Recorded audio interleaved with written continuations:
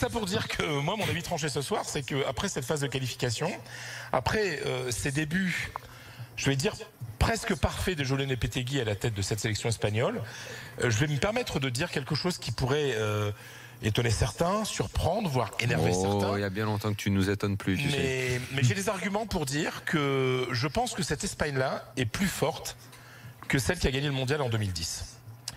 Pourquoi ? Tout simplement parce que celle de 2010, c'était surtout le Barça sans Messi. C'était une équipe qui était très forte en possession de balle, qui était très forte défensivement parce qu'elle ne laissait jamais la balle à l'autre. Mais qui marquait pas tant que ça la Coupe du Monde. Mais complètement. L'Espagne a été en 2010 avec les le champion avec le moins de buts de l'histoire d'une Coupe du Monde. Moins de buts marqués. Donc, quand je refais un petit peu les petits calculs, je vois la différence de but, je vois l'attitude des joueurs, je vois les envies qu'il y a dans cette équipe, et puis je vois les résultats.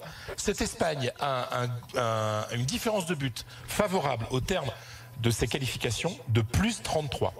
33 buts marqués, non pardon, 36 buts marqués, 33 encaissés seulement. Il n'y a que l'Allemagne qui fait mieux avec plus 39. Sinon, l'Espagne est supérieure à toutes les équipes qui ont joué cette phase de qualification. Ça fait plus de 3 buts marqués, 3 buts par match. On est loin du 1-0, du 1 partout avec tir au but en faveur de l'Espagne, etc. Même à l'Euro, c'était pas une équipe qui marquait beaucoup de buts. C'est une Espagne qui aujourd'hui conserve cette philosophie du jeu à la Barça avec une grosse possession. En plus, mais qui a un petit peu plus de verticalité avec les Madrilènes qui sont là. Quand on voit un Asensio, quand on voit un Isco, voilà, ce sont des joueurs qui ont peut-être plus tendance d'aller un peu plus vers l'avant, qui sont peut-être un peu plus verticaux.